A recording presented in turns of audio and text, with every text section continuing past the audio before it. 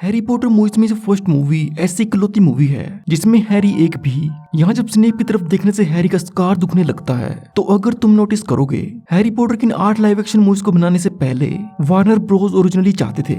इस मूवी की फिल्मिंग शुरू होने से पहले ऑथर जेके रोलिंग ने एक बहुत ही स्ट्रिक्ट डिमांड रखी थी, 30 facts and details about Harry Potter and the sorcerer's stone, जो कि शायद ही तुम्हें पता हो। मूवी की शुरुआत में हमें दिखाया जाता है कि हैरी के अंकल एंड आंटी से बुरे तरीके से ट्रीट करते हैं, बट विजुअली भी हमें कुछ ऐसी चीजें दिखाई जाती हैं जिससे कि पता चलता है कि हैरी के हालात इससे भी कहीं ज्यादा बुरे हैं। जैसे कि हैरी के ओवरसाइज क्लॉथ्स, जो कि ओबियसली डेडली के कपड़े होते हैं जिन्हें हैरी को पास ऑन किया जाता है। हैरी की ग्लासेस पे टेप लगी होती है और ये डिटेल बुक से रिलेटेड है। इसमें डेडली बार बार हैरी की नाक पे पंच मारता है जिससे कि उसके चश्मे टूट जाते हैं। और उसके साथ इस पूरे घर में जितनी भी पिक्चर्स लगी होती हैं, तो उनमें से एक में भी हैरी की फोटो नहीं होती, जिससे कि दिखाया गया था कि ये पूरा परिवार हैरी को जितना दिखाया गया है उससे भी बुरा ट्रीट करता है।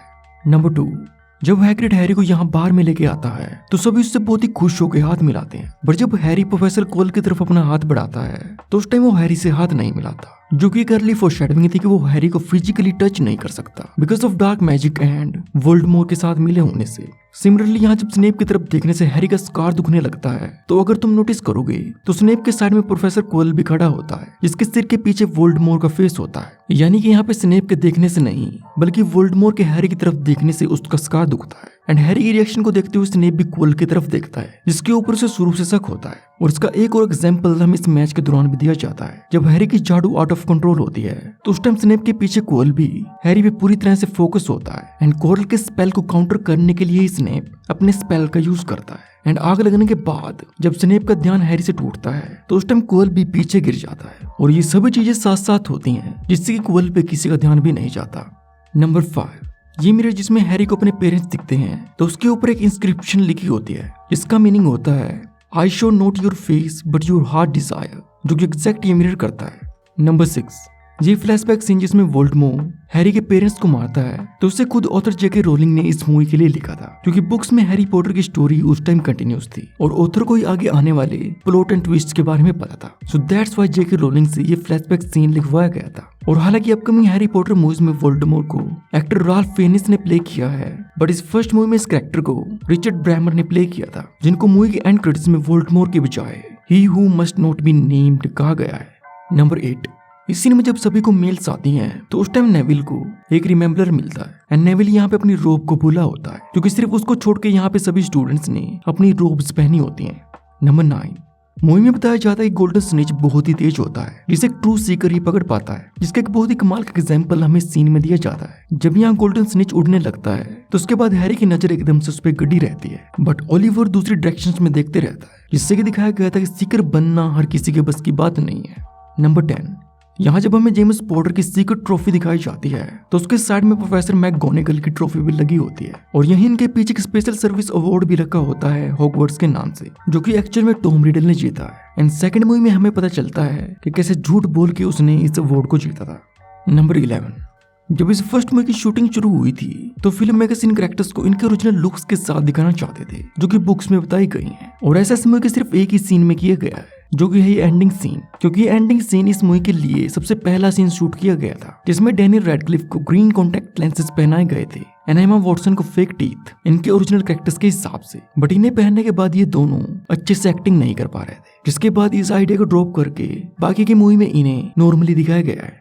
नंबर 12, इस मूवी में हैरी के माथे पे स्कार साइड में होता है, जो कि जेके रोलिंग की रिक्वेस्ट पे किया गया था, क्योंकि इनके बुक्स के जो कवर हैं तो उन पे हैरी का ये स्कार बिल्कुल उसके माथे के सेंटर में दिखाया गया है, बट बुक्स में कहीं भी स्पेसिफिकली बताया नहीं गया कि फोरहेड पे स्कार की लोकेशन कहाँ पे है, एंड दैट्स व्हाई मूवी में इसे ऑफ सेंटर दिखाया गया है। नंबर 13, इस मूवी की story Harry Potter and the philosopher's stone book पर बेस्ड है, बट फिर भी इस मूवी को यूएस, फिलीपींस एंड इंडिया में Harry Potter and the sorcerer's stone के नाम से रिलीज किया गया था, क्योंकि इनका मानना था कि अमेरिकन ऑडियंस सोर्सरर्स स्टोन को ज्यादा अच्छे से समझ पाएगी as compare to philosopher's stone. And that's why movie में जब भी फिलोसोफर्स स्टोन का नाम लिया गया है तो यूएस के लिए उसे सोर्सरर्स स्टोन में रीडब किया गया है।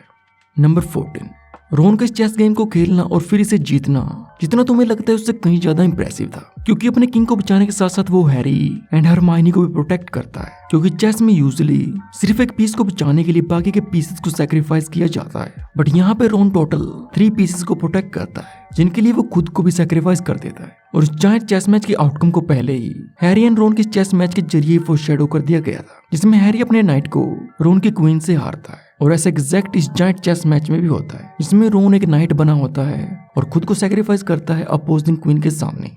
नंबर 16, यहाँ जब हैग्रिड हैरी पॉटर को लेने के लिए आता है तो उस टाइम वो डडली को हैरी समझ लेता है, जिसके बाद डडली कहता है मैं हैरी नहीं हूँ। हमने तुम्हें तब से नहीं देखा जब तुम बच्चे थे हैरी, पर तुम तो अच्छे खासे तगड़े हो गए हो, खासकर यहाँ से। मैं हैरी नहीं, जो कि एक्चुअल में एक इनसाइड जोक था, क्योंकि डडली को प्ले करने वाले एक्टर का नाम है हैरी मेलिंग।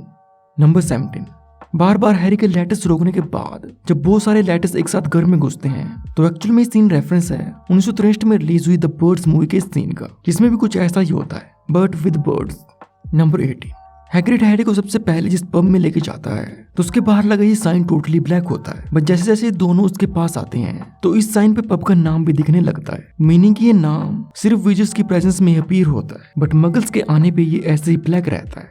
नंबर 19, एक्टर एरन रिकमैन को खुद ही जेके रोलिंग ने स्नेप के रोल के लिए चुना था, और साथ ही स्नेप की बैक स्टोरी के बारे में बताते हुए जेके रोलिंग ने इस एक्टर को कुछ स्पेशल इंस्ट्रक्शन भी दी थी, जो कि उस टाइम सिर्फ इस एक्टर को ही पता थी, क्योंकि बाद में ये सभी डिटेल्स फाइनल बुक में रिवील की गई थी। और इनके अलावा जेके रोलिंग ने खुद ही Robbie Coltrane and Dame Maggie Smith को भी हैंड पिक किया था इनके रोल्स के लिए। पर दूसरी तरफ एक्टर रिचर्ड हैरिस, जिन्होंने एल्बस डंबलडोर को प्ले किया है, तो ओरिजिनली इन्होंने इस रोल को करने से पहले 3 बार मना किया था, और फिर बाद में इनके ये रोल करने की वजह ये थी क्योंकि इनकी 11 साल की ग्रैंड डॉटर ने इनको ये धमकी दी थी।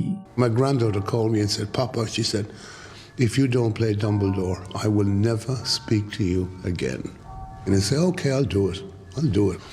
नंबर 21, हैरी पॉटर की इन 8 लाइव एक्शन मूवीज को बनाने से पहले वार्नर ब्रोस ओरिजिनली चाहते थे कि इन मूवीज को एनिमेटेड बनाया जाए या फिर मल्टीपल बुक्स को कंबाइन करके एक सिंगल मूवी बनाई जाए, क्योंकि इन्हें लगता था कि लीडिंग चाइल्ड एक्टर्स की एज बढ़ने की वजह से आगे सीक्वल्स में इन्हें रिकास्ट करना पड़ जाएगा। बट जेके रोलिंग ने दोनों चीजें करने से मना कर दी थी, ना ही बुक्स को कंबाइन किया जाएगा और ना ही एनिमेटेड बनाया जाएगा। इसके बाद वार्नर ब्रोस ने इन 8 मूवीज को बैक टू बैक शूट किया था ताकि ये सभी एक्टर्स अपने रोल्स को एंड तक प्ले कर सकें। और 1999 में जब हैरी पॉटर की मूवीज बनने की बात शुरू हुई थी तो उस टाइम तक हैरी पॉटर की सिर्फ फर्स्ट 3 बुक्स ही पब्लिश हुई थी, और चौथी बुक गॉबलेट ऑफ फायर साल 2000 में रिलीज होने वाली थी। बट वार्नर ब्रोस ने चारों बुक्स के राइट्स को एक साथ खरीदा था, जिसके लिए इन्होंने जेके रोलिंग को £1 मिलियन दिए थे। और इस मूवी की फिल्मिंग शुरू होने से पहले ऑथर जेके रोलिंग ने एक बहुत ही स्ट्रिक्ट डिमांड रखी थी कि मूवी में जितने भी एक्टर एंड एक्ट्रेस होंगे तो वो सभी ब्रिटिश एंड आयरिश होने चाहिए, और ये रूल सभी हैरी पॉटर मूवीज में फॉलो किया गया है।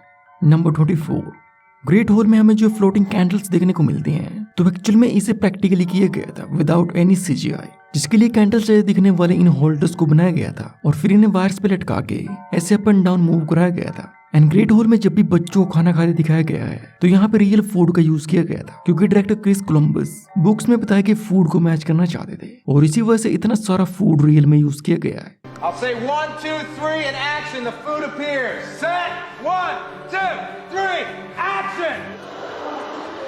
नंबर 26, इस सीन में हमें जो गोब्लिन्स दिखाए जाते हैं तो इन सभी को बिना किसी CGI के प्रोस्थेटिक्स एंड मेकअप से क्रिएट किया गया है। Look me in the eye when I'm talking to you. Does Mr. Harry Potter have his key? And movie में 1 मिनट से भी कम का स्क्रीन टाइम एंड 2-4 डायलॉग्स होने के बावजूद भी इस हेड गोब्लिन को इस मूवी के ऑफिशियल पोस्टर में फीचर्ड किया गया है, जिसकी वजह इसकी एक कमाल की अपीयरेंस थी। नंबर 27, हैग्रिड की हाइट इन मूवीज में 8 फुट 6 इंच दिखाई गई है, बट बुक्स में एक कैरेक्टर 12 फीट टॉल है, तो इसलिए फिल्मिंग के टाइम इस कैरेक्टर के लिए एक बॉडी डबल का यूज किया गया था जिसकी हाइट 6 फुट 10 इंच थी। नंबर 28, हालांकि आज के टाइम हम हैरी पॉटर के नाम से इस कैरेक्टर और मेनली इन मूवीज को ही जानते हैं, बट इन मूवीज से पहले 1986 में टोर नाम की इस मूवी में हैरी पॉटर जूनियर नाम के कैरेक्टर को इंट्रोड्यूस किया गया था, जो कि इस मूवी में ऐसे ही विजिटरी करता है। बट जेके रोलिंग के अकॉर्डिंग इस हैरी पॉटर का हैरी पॉटर जूनियर से कोई भी कनेक्शन नहीं है, और हैरी पॉटर मूवीज में ये फर्स्ट मूवी ऐसी इकलौती मूवी है जिसमें हैरी एक भी अटैकिंग स्पेल का यूज नहीं करता। और आगे बाकी के हैरी पॉटर मूवीज के फैक्ट्स एंड डिटेल्स भी चैनल पे आने वाले हैं, तो सब्सक्राइब जरूर कर लेना।